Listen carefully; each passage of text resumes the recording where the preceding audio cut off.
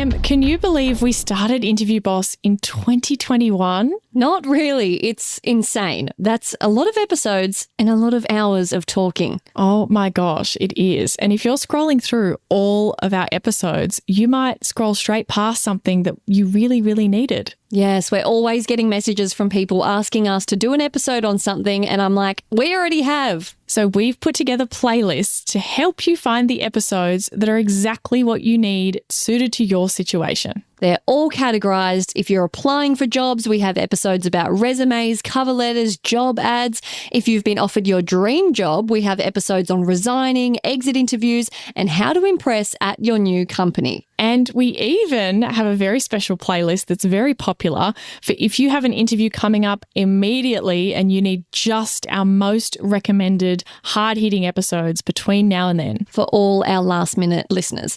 It's all there for you. You can browse by category and check out all the playlists at interviewboss.com.au/podcast.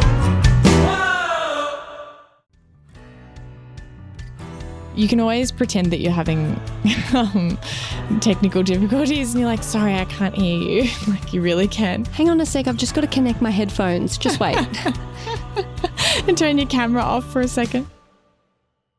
Hey everyone, and welcome back to Interview Boss. My name is Emma. I'm a radio journalist who's teamed up with my sister to give you advice, inspiration and support when you're looking for that new job. Sarah is a HR and recruitment professional, and together we're excited to give you all the tips, tricks and behind the scenes knowledge to help you excel in your career.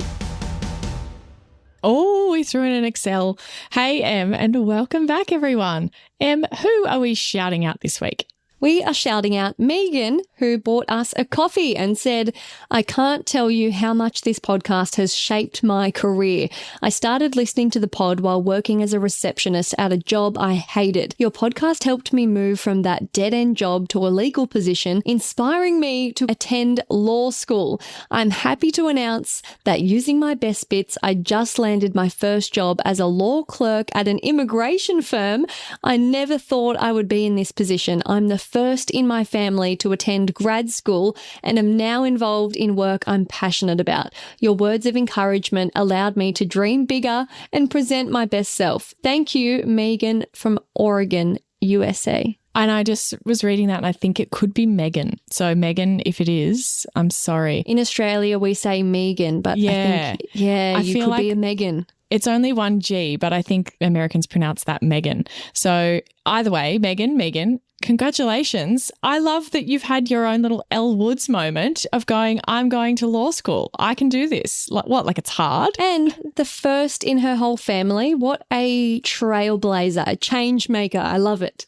Yeah, incredible. We're so glad that we could help you in some small way. If you need a little bit more help in your job search and you want to be a trailblazer just like Megan, you can check out Interview Academy. It's now live. It is a step-by-step guide on your interview prep that combines all of Sarah's knowledge from doing hundreds of interview coaching sessions with people all around the world. So many modules, videos. It's just incredible. It's like if I had more like 4 or 5 hours to spend with everyone and go through every single thing in full detail. I was able to put in all of it. So you can pick and choose what you need. You can go fast through it. You can go slow through it. You can get through it in a couple of days before your interview. Highly recommend you go and have a check out. There's also payment plans, which I was never able to do for coaching sessions. So very handy. Today's episode is going to be about prepping small talk for that awkward part of your interview where you're getting ushered up the stairs, through the corridors, into the back meeting room, and it's probably with the person who's going to interview you. So you want to be nice and friendly, but you don't want to get into the hard-hitting stuff because you don't want to give away your good answers before the interview. Or you could be like waiting awkwardly in a Zoom meeting room and there's like one person on there, but they're just like, oh, just see whether John's on the way yet. And you're like making small talk with the person who's already there. I always rock up to Zooms late, not late, but like the last second that I can, because I hate being on a Zoom too early where you're just staring at each other. Yeah, I don't like it either. You can always pretend that you're having technical difficulties and you're like, sorry, I can't hear you. Like you really can. Hang on a sec, I've just got to connect my headphones. Just wait. And turn your camera off for a second. It's still your first impression with the person. You want to be friendly, give off a good vibe. Yep. So here at Interview Boss, we like prepping everything, and small talk is not exempt from the preparation rule. You can absolutely prep what you're going to say ahead of time, especially if you're a social anxiety, nervous, introvert kind of person. Totally. And I think that this is like a really great moment to build rapport, to suss out your interviewer, to maybe, get off on the right foot, to make yourself feel comfortable. And if you're not that kind of like witty, confident person who can chat to anyone at the drop of a hat, you're going to be nervous too. I love the idea of having something prepped and ready to go. So this might be a controversial idea for anyone listening, but listen along. I reckon you can probably take something away to have up your sleeve. And it'll be just like when people tell us, that they're thinking about like saying yes to the glass of water. They've got their butt clenching trick up their sleeve. It'll be one of those things that you'll use it and you'll go, oh, I feel so good. It worked. Like that thing that I prepped. I think it'll just give you that armor of confidence. So here's what I kind of reckon that goes into a good one before you jump in. It's like you need to be able to kind of like work it into something that they are going to say, because they might say, oh, hi, how was your trip? Did you find us okay? Oh, how's your day? What are you up to? Thanks for coming. How are you? Whatever, something generic. And you kind of need to weave whatever you're going to say into something like that, which limits you a little bit on topics. Have you got much on after this, if it's like in the morning or whatever? That's right. Yeah. So here are some of my trusty ideas. If it's in the morning and they're like, how's your morning been so far? Oh, great. I was up early, went for a walk, got a coffee from my favorite place, or like something about having an awesome coffee from your favorite cafe, or like, oh, really? That's the best. Where do you go? It invites conversation. Yeah. Oh, whereabouts do you live? Was that near home? Yeah, you could say like, oh, managed to get down to the beach in the morning or took the dog out and went for a walk. It's like then they can ask about your dog, then they can ask about the coffee, then they can ask where you live. Like there's all this other stuff that can kind of come from that turns into small talk. And it's like you've turned it from, oh, good, thanks. Like you've turned it into an actual conversation. This might be a little bit dull, but I think it's good. Something you noticed on the way in, because like you just said, they will often be like, did you find it okay? And I would give a tidbit about like, oh, it's so beautiful around here. Like I've never actually driven through this part before, or I've never had a reason to come in here, or I live 20 minutes away, so I've never been in this area, or like, what's that massive building? Like, I don't know, a tidbit about your experience coming to that area, or like, wow, massive building, isn't it? Like, yeah, or something about like the view on the way in. Like we're in an office that has a really nice view, so people would comment that. I used to work in an office where people would always go to the wrong location. Like there was a common mistake that people kind of made. And so that would be a good one to bring up, like, oh, I made sure to find the right spot and I didn't go to the other one like you told me in your email. Like you could joke about that. Or the other one, like the street I work on now, the whole street for whatever reason is like a massive wind tunnel. And so every time you go downstairs, it's like the wind just completely whips through that street because it's like funneled through all the buildings. You go around the corner and there's no wind. Actually, it's not a windy day. It's just that it's a big wind tunnel. So I think if someone commented on that, you could be like, oh my God, yes, isn't it? It's so bad because they work there. Yeah, we all talk about it, or... Yeah, exactly. Yeah. Or another one that kind of flows on with that whole, like, yeah, never been around here, or like, what an awesome building, like, yeah, beautiful place to work. How long have you been here for? I feel like that's a good corridor question. Oh, 20 years, or like, actually, I only joined the team last year. Oh, really? No way. And I think you make it about the person, because I've had people ask me before, oh, how long has the company been in this location? And I'm like, I have no idea. Like, how long do you think I've been here? Like, I don't know. That's a weird, like, it's not a weird question. It's just asking the person about them is more likely to get a positive result. Great.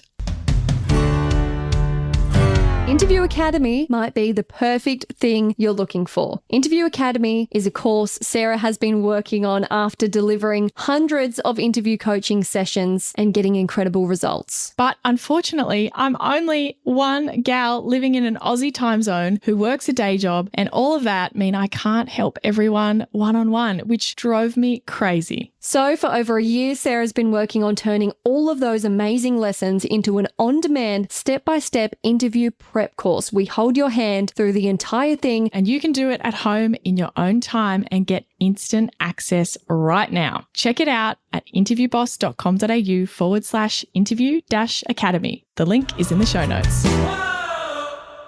What have you prepped? What are your go-to small talk points? Well, I'm imagining that like there's an interview today. Like what would I actually say right now today? Because then I think that helps me come up with realistic examples. So if someone said, oh, how are you today? How's your morning been? How's your day been or whatever? I'd say, yeah, I just went for a quick walk outside. It's such nice weather today. Not like yesterday. Oh my God, what happened yesterday? And I know weather talk is a bit dull or whatever, but yesterday in particular in Sydney, you're probably going to know, even if this is released like way later, you're going to know the day I'm talking about. It just randomly got freezing out of nowhere. It had been like t-shirt and shorts weather, and then it was like large coat, wind, rain, ice, like bizarre. And everyone will get on the bandwagon with that and be like, oh, wasn't it? Oh, I had to get the dressing gown out. Yes, because it's like significant weather. So I think that's okay to talk about whether it's like significant weather, because people are still like, they kind of want to talk about their, oh yeah, I didn't have a jacket. Oh my God, I got stuck in the rain. Like I had washing on the line. Yeah, exactly. We're all dull at heart. Let's be real. Yeah. We are. The other one that I have actually used, I think I've told this on the podcast before, but I can't remember in which episode. I was applying for a job in Sydney, but I didn't live in Sydney. I was living in Canberra at the time, but I turned up to the interview in person because I really wanted to make sure that I had a better chance. I didn't want to do it on Zoom. I wanted to turn up in person. So I drove there just to do the interview that day. And when I walked in, I thought they're probably going to ask me something about living in Canberra at some point, right? And I knew that this company had a bit of a sense of humour about it. So I'd prepped a joke in the car, and I thought if they ask me about Canberra, oh, you live in Canberra, are you moving? What's the plan or whatever? I thought I'm going to make a joke. So they did, and it actually happened on the way to the meeting room. Oh, so you're in Canberra. Have you moved or are you thinking about moving? And I said, oh no, I was just going to commute. And for those who don't know, it's like a 3.5 hour drive. Like it's impossible to commute. You just couldn't. It's like funny that I would suggest that. And the person looked at me and was like, oh, and they didn't know how to respond. And I went, no, I'm just joking. I'm planning on moving. My partner's already here or whatever. I felt so awesome and witty in that moment. And little did they know you'd been rehearsing in the car like a loser. I'm going to make a joke and they're going to laugh, God damn it. I know, right? And they thought I was so funny and fitted in with the values, and it was all plotted from the beginning. Or if also you were thinking of something current, tell us your next one that you could say. Well, the other thing I would say is like, oh yeah, I had to get the bus because, I had car troubles this week. My car has just absolutely freaked out on me, and it's been at the mechanic for the last 3 days. So I'm glad I made it. I braved the buses and I'm here. Like that would be something that I might say, because it is really true. That is happening at the moment. Bound to get them to go, oh, you're kidding, bloody car troubles. Like that's oh, you poor thing. Come on in. Gosh, your day can only get better. Like that's a sucker for conversation starter. Exactly. And they can say at the end like, oh, I hope your car's fixed soon. And you'll be like, oh, thanks. Like it's just something relatable that you can talk about that's a little bit more interesting than good, thanks. The other thing I thought you could mention is something that's coming up or something that's just been. So the way that I would kind of loop that in, because you've got to be like, how do you bring it up? How do you segue from like, oh, how was your day, to actually something interesting? So I thought you could say, yeah, I was actually just speaking to my sister earlier. I'm going to see her this weekend because it's actually my birthday weekend. So we're going to go out with some friends and we've got this thing planned or whatever. That could be your segue. I was just talking to so-and-so, I've had a good morning because I, caught up with a friend, XYZ. And then if you mention the birthday, you're bound to get a happy birthday. That's a bonus. Or like you could say, I was just talking to so-and-so, we're taking the kids away this weekend, or, in a few weeks, I just was talking to so-and-so, we're planning our holiday, or something that you've just got back from. I was just looking at some photos from our trip last weekend or something. You could link that in. Oh, I just thought of another one. If you love something about their outfit, if you're like, oh my God, I love your shoes. Yeah. I mean, I feel like I would panic because that would require me to react in person and I wouldn't be able to prep that. That's my whole problem, is that I would compliment them and then I'd realize that something else and that maybe I shouldn't have, or everybody wears those, or like, I don't know, like. Yeah, but what if they have genuinely a really stunning piece on, and obviously where this applies, don't just randomly be like, love your outfit if you don't, and they're wearing something boring. Yeah, true. If it's a genuine thing, because I'm imagining the type of girls that are fashionistas that are like, oh my God, thank you. Got it from this place on sale. How good. Like, you know what I mean? Yes. If you notice something, for sure, I think that's a great idea. Also, if you have something in common with your interviewer in all of your research that we definitely tell you to do, there's like a whole module about this in Interview Academy of researching and all the things you should check out about the interviewer. And if you've come up with, oh, we went to the same uni, or we used to work at the same place, or we have the same degree or something like that, you can try and weave that in somehow. And I'm just trying to think, I'm going to need some help. How would we weave that in, do you reckon? Something in common with them. I don't know, because you don't want to admit to stalking them on LinkedIn, do you? You kind of do. I think that wouldn't be super weird for them. It's almost weirder if you have noticed and you're just sitting there knowing and that you don't bring it up and then later you work it out. It's like, you knew this all along, didn't you? Yeah. I mean, I guess if you know someone in common, like if you know about this company because you know that your friend John used to work with them, maybe you could be like, oh, I understand you used to work with John at XYZ. And I'm pretty sure we went to the same uni. I also studied there. Yeah. And you could say, maybe it's not your first one. Maybe it's your backup one. Maybe you do something about the weather or your commute in or something to break the ice. And then if you get chatting, you could kind of say, oh, I noticed as I was prepping for the interview, did you go to blah, blah, blah? And you could ask them, to confirm, did you go to XYZ or do you know so-and-so? And they'll say, yeah, I do actually. And you'd be like, oh, right. Yeah, I worked with them at this place. Maybe that's version 2. That's the backup one if you get the conversation flowing. There you go. So there's some ideas. Obviously, the options are endless. The key is try and think of something actually current in your life to have armed up your sleeve so you don't panic during that little awkward transition into the meeting room. This stuff isn't going to be the difference of like what lands you the role. I just think it can be an awkward moment and it can make you feel more nervous. So if you feel like you've nailed this little moment, even in a really boring way of just having a comment prepped about the weather of like, what words are you going to use about the weather? Like, I nearly got blown away down there. Like, phrasing it in advance is going to make you feel confident. That's what we're going for. It's not going to suddenly knock their socks off that you complimented their shoes and that's why they should hire you. But it's just a little confidence hack, I reckon. I love it. We love all the hacks we can get here. We do. Thanks so much for listening to Interview Boss. If you like hearing the sound of our voices, hit that follow button in Apple or Spotify, or better yet, tell someone about the show. That's how we can hit the charts so we can help even more people. For more advice, inspiration, and a supportive community, check us out on Instagram at Interview Boss.